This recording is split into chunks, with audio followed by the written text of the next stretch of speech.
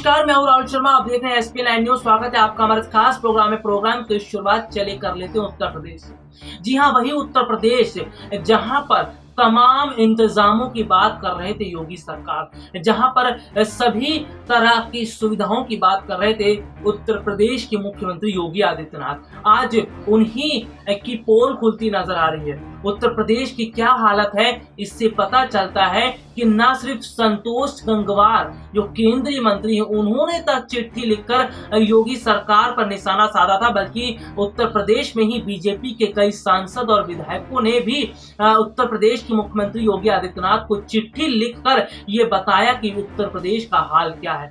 चलिए एक रिपोर्ट की तरफ हम बढ़ रहे हैं और आपको बताते हैं बीजेपी विधायक राम गोपाल लोधी, जिनका एक वीडियो हाल ही में अभी देखने को मिला। राम गोपाल जो लोधी हैं, उन्होंने वीडियो जारी किया। वीडियो जारी उन्होंने करते हुए कहा कि वो कोरोना पॉजिटिव थे, उनकी पत्नी कोरोना पॉजिटिव थी, लेकिन जिस तरह से अस्पतालों में उन्हें बेड तक नहीं मिल रहा था, और ये हालात तब है जब बीजेपी के विधायक हैं राम गोपाल लोधी, उन्होंने कहा था वीडियो जारी करते हुए कि जब विधायकों की स्थिति इतनी खराब है, बीजेपी के अपने नेताओं की स्थिति इतनी खराब है, तो जरा सोचिए आम जनता का क्या हाल हो रहा होगा, आम जनता को कितनी तकलीफों का सामना करना पड़ रहा होगा। यानी कि कुल मिलाकर आप देखिए, अभी तक तो योगी सरकार जनता को पूरी तरह से अंकुश लगाने की कोशिश कर रही थी, विपक्षी पार्टियों पर अंकुश लगाने की कोशिश कर रही थी, लेकिन अब क्या कहेंगे उत्तर प्रदेश के मुख्यमंत्री योगी आदित्यनाथ, जब उनके ही मंत्री, जब उनके ही विधायक और सांसद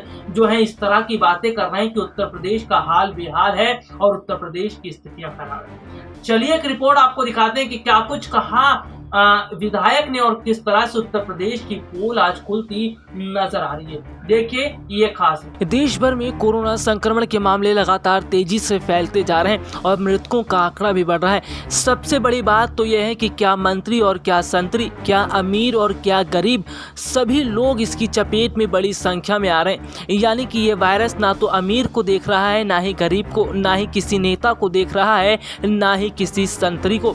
जिस तरह से बड़ी संख्या में देश के अंदर कोरोना वायरस फैलता नजर आ रहा है, और सबसे बड़ी बात तो यह है कि इसकी चपेट में आने के बाद लोगों के लंग्स और हार्ट पर बड़ा फर्क पड़ रहा है। उससे साफ पता चलता है कि यह वायरस कितना खतरनाक है।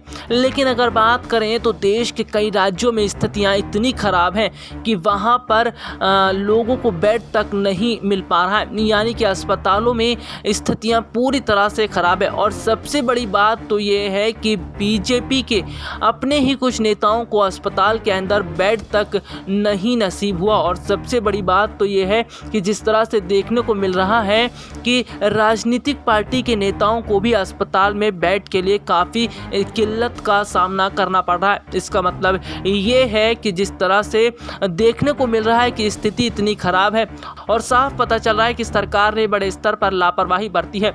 वहीं उत्तर प्रदेश में लखनऊ से लेकर कानपुर और वाराणसी से लेकर प्रयागराज और आगरा तक कई बड़े बड़े शहर कोरोना की चपेट में हैं। ऐसे में विपक्ष के साथ साथ पिछले दिनों सत्ता पक्ष के विधायकों और सांसदों से लेकर मंत्रियों तक कोरोना से निपटने के तौर तरीके को लेकर सरकार और प्रशासन पर सवाल उठाते हुए मुख्यमंत्री को उन्होंने पत्र लिखा था। इस कड़ी में फिरोजाबाद के जसराना से बीजेपी विधायक राम गोपाल उर्फ पप्पू लोधी ने एक वीडियो जारी कर अपनी कोरोना पीड़ित पत्नी का दर्द साझा किया था, जिसके बाद सरकार और प्रशासन को लेकर तमाम सवाल खड़े हुए थे। आपको बता दें, विधायक राम गोपाल लोधी 30 अप्रैल को कोरोना संक्रमित हो गए थे। उनके साथ ही उनकी पत्नी संध्या लोधी भी कोरोना संक्रमित हो गई थी। पहले तो इनको फिरोजाबाद के आम हॉस्पिटल के आइसोलेशन वार्ड में भर्ती करवाया गया था। तबीयत अधिक खराब होने पर पत्नी को आगरा के SN मेडिकल कॉलेज में रेफर कर दिया गया था। विधायक की कोरोना रिपोर्ट नेगेटिव आने के बाद उन्हें अस्पताल से डिस्चार्ज कर दिया गया। विधायक ने बीते दिनों एक वीडियो जारी कर तमाम आरोप भी लगाए, जिसमें उन्होंने कहा था कि उनकी पत्नी संध्या को अस्पताल में बेड दिलाने के लिए उन्हें कई बार डीएम आगरा को फ़ोन तक करना पड़ा, जिसके बाद भर्ती करवाया गया। आज भी उनकी स्थिति क्या है उन्हें जानकारी नहीं है। उन्होंने कहा कि बेड न मिलने की वजह से उनकी पत्नी को अस्पताल में फर्श पर डाल दिया गया। करीब 3 घंटे तक वह जमीन पर ही लेटी रहीं। ऐसे में सवाल उठने लगे कि जब विधायक की पत्नी को ही जमीन पर लेटना पड़ा और इलाज नहीं मिल पा रहा, तो जरा सोचिए आम जनता का क्या हाल हो रहा है और आम जनता किस तकलीफ़ों के साथ यहाँ गुजरती नजर आ रही है। हालांकि विधायक के इस बयान के बाद न सिर्फ अस्पताल प्रशासन बल्कि आगरा के सांसद ने भी विधायक की बातों को गलत बता दिया था। वहीं क्षेत्र के लोग भी कह रहे हैं कि विधायक अपने परिवार के बजाय जनता की परेशानी को उठाते तो बेहतर होता। विधायक के कोई आरोपों पर एसएन मेडिकल कॉलेज के कोरोना अस्पताल के इंचार्ज प्रदीप गुप्ता का कहना है कि हमारे पास संदेश आया था कि विधायक की पत्नी को फिरोजाबाद से आगरा शिफ्ट होना था और अगर देखा जाए तो जिसके तहत हमने उनके लिए बेड तय भी कर लिया था, वो फिरोजाबाद से आगरा एम्बुलेंस से आई थी, तो उस समय वे वहीं थे और 10 मिनट के अंदर उन्होंने अस्पताल में उन्हें एडमिट कर लिया। प्रदीप गुप्ता का कहना है कि हमारे पास जब भी मरीज आता है तो हम पहले उसकी हालत देखते हैं, उसी के आधार पर बेड दिया जाता है। हम आए हुए मरीज को तत्काल बिस्तर तक पहुंचाते हैं और उसका इलाज शुरू कर देते हैं। वीडियो में जिस तरह की बातें कही गई हैं वो बिल्कुल निराधार है। यानी कि अगर देखा जाए तो बीजेपी विधायक की बातों को निराधार बताया गया और साफ तौर पर यह भी दिखाने की कोशिश की गई कि सब कुछ ठीक चल रहा है। तो देखा आपने कि उत्तर प्रदेश के मुख्यमंत्री योगी आदित्यनाथ जो ये सोच रहे थे कि उत्तर प्रदेश का हाल वो छुपा लेंगे, जो इस कोशिश में लगे थे कि उत्तर प्रदेश में जो खामियां हैं उसको वो छुपा लेंगे, लेकिन जो सच है वो सामने आ ही जाता है और सच्चाई सामने आ चुकी है। उत्तर प्रदेश के गांव में, ग्रामीण इलाकों में जिस बड़े स्तर पर कोरोना फैल रहा है, जहां पर देखने को मिल रहा है कि अस्पताल तो कम पड़ रहे हैं, डॉक्टर्स की संख्या भी कम है और जो जिस तरह से टेस्टिंग हो रही है वो भी पर्याप्त मात्रा में नहीं है। यानी कि अब उत्तर प्रदेश के मुख्यमंत्री योगी आदित्यनाथ के लिए बड़ी चुनौती बन चुका है, क्योंकि कोरोना शहरों से बढ़ता हुआ ग्रामीण इलाकों की तरफ चला गया। ग्रामीण इलाकों की हालत क्या है अब आप ये भी समझिए। ग्रामीण इलाकों की हालत यह है कि वहां आए दिन कम से कम 100 लोगों की मौत तो हो ही रही है।